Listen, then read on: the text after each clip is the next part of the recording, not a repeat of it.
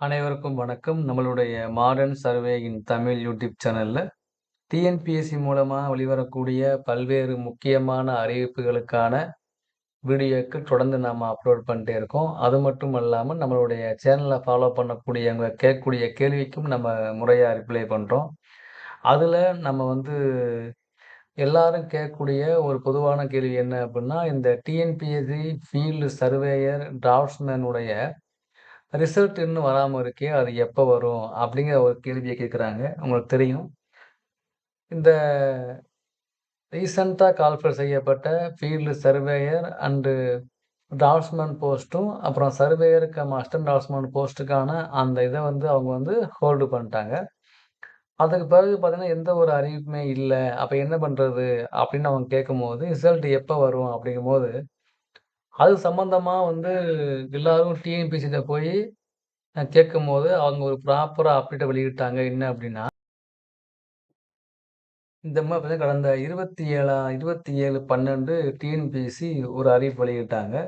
அது என்ன போட்டிருந்தாங்க அப்டின்னா, இந்த மாரி combined technical service examination diploma and ITI லெவல்ல உள்ள இந்த தேர்வுகள்ல, மாண்புமிகு உயர்நீதிமன்றத்தினுடைய நீதி பேராணை மேல்முறையீடு வழக்கு எண் 3782/2024 வழங்கிய இடைக்கால ஆணையின்படி, ஃபீல்டு சர்வேயர் அதாவது சர்வேயர், ஃபீல்டு சர்வேயர், அப்புறம் வந்து டிராஃப்ட்ஸ்மேன் ஆகிய பதவிகளுக்கு தேர்வு முடி வெளியிடப்படவில்லை. மாண்புமை உயர்நீதிமன்றத்தின் இறுதி ஆணைக்கு பின் தேர்வு வெளியிடப்படும் சொல்ட்டாங்க. ஓகே. தேர்வு முடிவு வெளியிடப்படும் அப்புட்ன்னு. அப்ப ரிசல்ட் எப்ப வரும் அப்புட்ன்னா நமக்கு தெரியாது. இப்ப வந்து சார் இந்த ரிசல்ட் எப்படி சார் பார்க்கறது? எங்களுக்கு தெரிய மாட்டேங்குதே அப்புட்ன்னா, நம்ம இத பத்தி நம்ம டீட்டெயில்டா வீடியோ அப்லோட் பண்ணியிருக்கோம் நம்ம சேனல்ல. அப்ப 2024ஆம் ஆண்டு வெளியான இந்த எக்ஸாம் உடைய அறிவிப்புல மத்த எக்ஸாம்க்கெல்லாம் ரிசல்ட் விட்டு அவங்க வந்து எல்லா கவுன்சிலா போயிட்டு வந்துட்டாங்க. ஆனா இந்த போஸ்ட்க்கு மட்டும் இன்னும் வந்து அவங்க வந்து விடாம இருக்காங்க. அப்பன்னா ஏன்னா, இந்த கேஸ் ஏன் போட்டாங்க? என்ன காரணம்? அப்படின்னு நம்ம டீட்டெயில்டா வீடியோ ஏற்கனவே அப்லோட் பண்ணியிருக்கோம். இனியும் பண்ணணும்னு அவசியம் இல்ல. அப்லோட் பண்ணியிருக்கோம். அதனால மீண்டும் மீண்டும் நம்ம சொல்ல விரும்பல.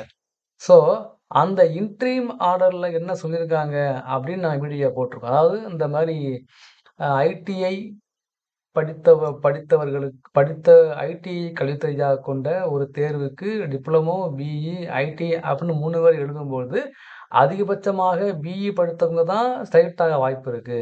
அதனால நீங்க ஐடிஐ டிப்ளமோ இந்த மாரி ஒரு ரேஷியோ ஒண்ணு குடுங்க. அல்லது கோட்டா, ரோட்டா ரூல வந்து ஃபாலோ பண்ணுங்க. அப்படின்னு நீதிமன்றம் வந்து டிஎன்பிஎஸ்சி சொல்லிட்டாங்க. சொன்னது மட்டும் இல்லாம, நீங்க அத கன்ஃபார்ம் பண்ணி தான் ரிசல்ட்ட வெளியிடுன்னு சொல்ட்டாங்க. அதுக்கு பிறகு டிஎன்பிஎஸ்சி அந்த ரூல உருவாக்குனாங்களா? இல்லையா? என்ன பண்ணா நமக்கு தெரியாது. எந்த அப்டேட்டுமே இல்ல. ஒவ்வொரு நாளும் பார்த்தீங்கன்னா, ஹியரிங் போய்க்கிட்டு தான் இருக்கு. இந்த வழக்கு வந்து நீதிமன்றத்துல வந்துட்டு தான் இருக்கு. ஓகேங்களா? அத அத நான் காட்டுறேன் இப்ப உங்களுக்கு. ஸோ இப்ப இதான் அந்த வழக்கு எண் 3782/2024 ஓகேங்களா? இதுல என்ன சொல்லிருக்காங்க அப்டின்னா, இந்த வழக்கு வந்து ஹியரிங்க்கு வருதா? வரலையான்னு நீங்களே செக் பண்ணிக்கலாம். நீங்க யார்ட்ட கேட்கணும்னு அவசியமே இல்ல. ஏன் அப்டின்னா, இதுல நீங்க போய் இந்த மாரி நீங்க கூகுள்ல போய் நீங்க மெட்ராஸ் ஹைகோர்ட் ஸ்டேட்டஸ் அப்டின்னு டைப் பண்ணாலே, அதுல இந்த வழக்கு எண்ண நீங்க டைப் பண்ணிட்டு, அந்த கேப்சாவ நீங்க என்டர் பண்ணாலே இந்த மாரி வந்துரும். ஓகேங்களா? அதுல போட்டிருப்பாங்க, last listed on 10/7/25 last return 20/12/24 இதுதான். ஓகேங்களா? அடுத்து இதெல்லாம் வந்து எப்பலாம் அந்த கேஸ் ஃபைல் ஆச்சு அதெல்லாம் போட்டிருப்பாங்க. அந்த ஹியரிங் எப்ப வந்துச்சு? ஹிஸ்டரி ஆஃப் ஹியரிங் இது எல்லாமே. ஓகேங்களா? லாஸ்ட்ல பார்த்தீங்கன்னா, உங்களுக்கு தெரியும் 10/7/25ல நாட் ரீச் ஆகல அவ்வளதான். அந்த இன்ட்ரிம் ஆர்டர் என்ன அப்டின்னா, இதான் அந்த பிடிஎஃப். நம்ம ஏற்கனவே நம்ம காமிச்சுட்டோம் பிடிஎஃப்ப. வேணும்னா போய் செக் பண்ணிக்கலாம்.